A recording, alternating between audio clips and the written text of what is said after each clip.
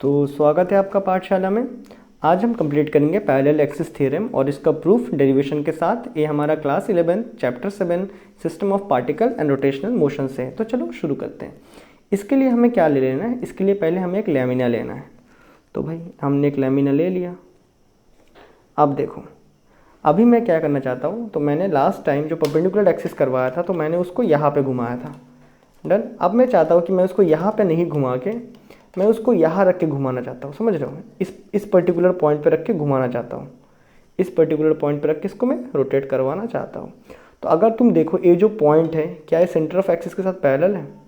यहाँ पे कोई भी एक पॉइंट रहेगा, वो सेंटर ऑफ जो मास का जो एक्सिस रहेगा हम उसके साथ हमेशा पैरेलल रहता है ना। ये तो हमें समझ आता है ना, हमेशा ये क्या रहेगा? पैरेलल रहेगा। तो इसी फंडे को यहाँ पे काम में लाते हैं। तो मैं क्या चाहता हूँ, मैं इस एक्सिस के अराउंड में क्या निकालना चाहता हूँ? इसका मोमेंट ऑफ इनर्शिया निकालना चाहता हूँ। इस एक्सिस के अराउंड में निकालना चाहता हूँ। अब देखो, ये हमेशा एक पैरेलल रहेगा किसके साथ? इसका सेंटर ऑफ मास का एक्सिस के साथ। तो यहाँ से जो हमने निकाला था वो सेंटर ऑफ मास का एक्सिस। डन। और ये क्या होगा? एक सर्टेन डिस्टेंस पे होगा ना। मान लेते हैं एक सर्टेन ए डिस्टेंस पे है इस एक्सिस से। तो पैरेलल एक्सिस थ्योरम क्या कहता है कि तुम्हारा जो मोमेंट ऑफ इनर्शिया रहेगा इस जेड एक्सिस का जो पैरेलल है, एक किसके बराबर रहेगा? Moment of inertia of the central axis. इस सेंट्रल एक्सिस के बराबर रहेगा। इसका जो मोमेंट ऑफ इनर्शिया रहेगा सेंट्रल एक्सिस का प्लस मास और इनके डिस्टेंस का स्क्वायर के बराबर। ये कहता है स्टेटमेंट। तो पहले इसका प्रूफ देखते हैं। फिर स्टेटमेंट लिख लेंगे। तो प्रूफ के लिए हम लोग को हमेशा जब भी सेंटर ऑफ मास निकालना होता था तो हम क्या करते थे? सेंटर से एक पॉइंट लेते थे। कितना डिस्टेंस में? एक्स डिस्टेंस पे एक सेंटर से एक पॉइंट ले लेते थे। तो मैंने यहाँ पे भी एक एक्स डिस्टेंस में सेंटर से एक पॉइंट ले लिया। अब देखो ये वाला, देखो अभी यहाँ से यहाँ तक का डिस्टेंस कितना है? तो यहाँ से यहाँ तक का डिस्टेंस कितना है बताओ?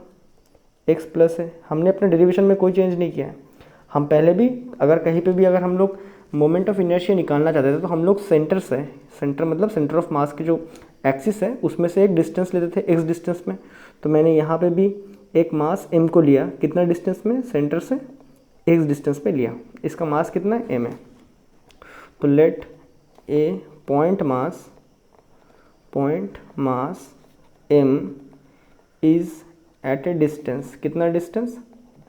Eight a distance of x from the centre of mass axis. इतने बातें हमें समझ आया। लेकिन हम किसका मोमेंट ऑफ इनर्शिया निकालना चाहते हैं? इस रॉड का। Therefore moment of inertia due to z axis कितना हो जाएगा?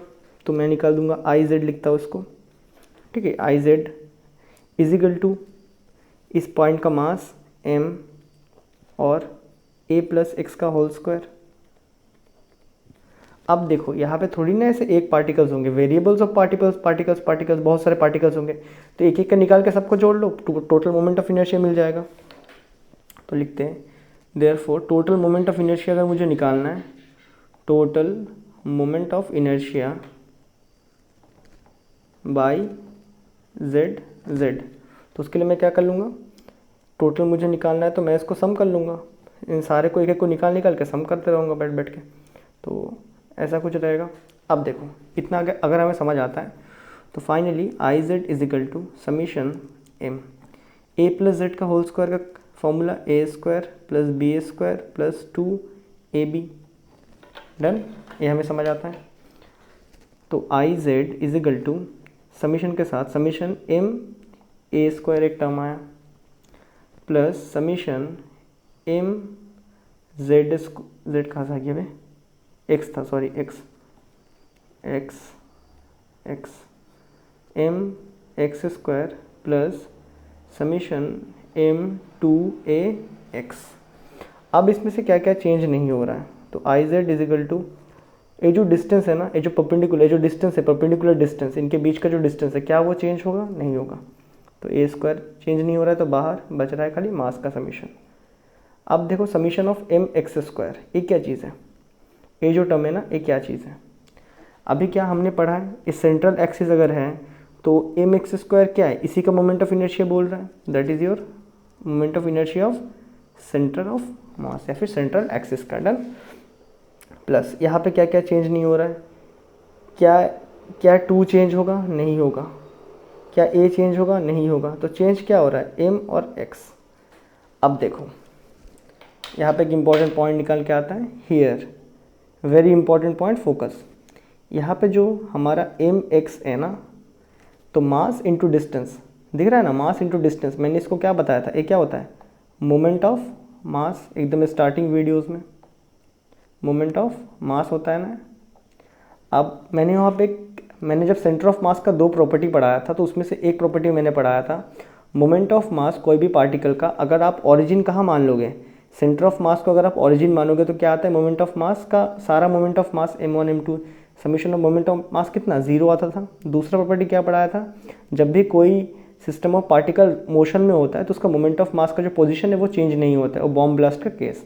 उसमें से पहला क्या बताया था, जो मैंने उसके ही पहले प्रूफ करवाया था, लेकिन मैंने उस वीडियो में इसको रिकैप करवाया था कि अगर हम सेंटर ऑफ मास को निकालते हैं कोई भी सिस्टम का, अगर उसमें ओरिजिन देखो, अगर हम कोई भी सिस्टम का मोमेंट ऑफ मास निकाल रहे होते हैं और मैं अगर उसमें ओरिजिन किसको मान लूँ, सेंटर ऑफ मास को एज ए ओरिजिन मान लूँ, तो उसका टोटल मोमेंट कितना आता था, मोमेंट ऑफ मास कितना आता था उसका, 0 आता था। ये हमने करके रखा है ऑलरेडी। डन। तो ये क्या होगा, mx क्या हो जाएगा, 0 हो जाएगा। क्यों, क्योंकि ये क्या है, because it is moment of mass, it is moment of mass about कौन सा एक्सिस, अबाउट सेंटर ऑफ मास। इसमें ओरिजिन क्या है लिख देते हैं, यहाँ पे ओरिजिन क्या लिया था मैंने, ओरिजिन है यहाँ पे सेंटर ऑफ मास है, मैंने नहीं लिया था, जब यहाँ से लिया था तो यहाँ पे ओरिजिन क्या है, सेंटर ऑफ मास का है। तो ये वाला पूरा टर्म तो 0 होने वाला है। तो यहाँ पे बचा क्या finally, IZ is equal to a²।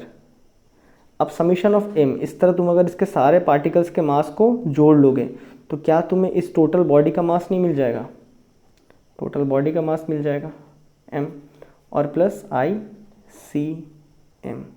तो ये था इसका प्रूफ। डन है। और यहाँ पे और एक चीज़ लिख देते हैं, and m is mass of the lamina, जो भी लैमिना दिया है उसका मास m है। तो आई होप आपको डेरिवेशन समझ आया होगा। ये सेंटर ऑफ, ये जो मोमेंट ऑफ मास है, वीडियो अगर आपने नहीं देखा है तो आप पीछे जाके एक बार देख के आ जाओ, वहाँ पे मैंने 2 वीडियोस में इसका क्लास लिया है, वो भी बहुत बढ़िया से। अब देखो, अगर मुझे स्टेटमेंट लिखना पड़े तो अगेन एक थ्योरम है, तो थ्योरम का जैसा स्टेटमेंट दिया होता है आपको वैसा ही रटना होता है। तो मैं आपको रिकमेंड कर रहा हूँ कि आप जाओ जाके अपना बुक में जो थ्योरम का स्टेटमेंट दिया है आप उसे देखो और उसको ऐसे ही रट लो। और मैं अपने वर्ड में यहाँ पे लिख देता हूँ। तो लिखना पड़े तो moment of inertia about any axis which is always parallel to, जो कि हमेशा कोई भी एक्सिस लोगे हमेशा क्या आएगा, parallel to centre of mass axis, centre of mass का axis, moment of inertia about any axis which is always parallel to centre of mass axis is equal to moment of inertia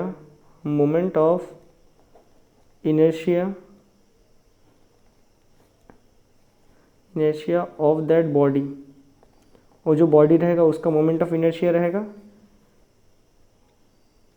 and equal to यहाँ पे equal to के बाद लिख दो सम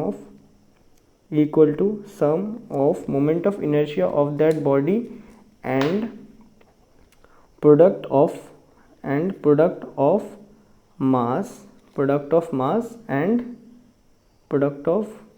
mass and perpendicular distance square। ये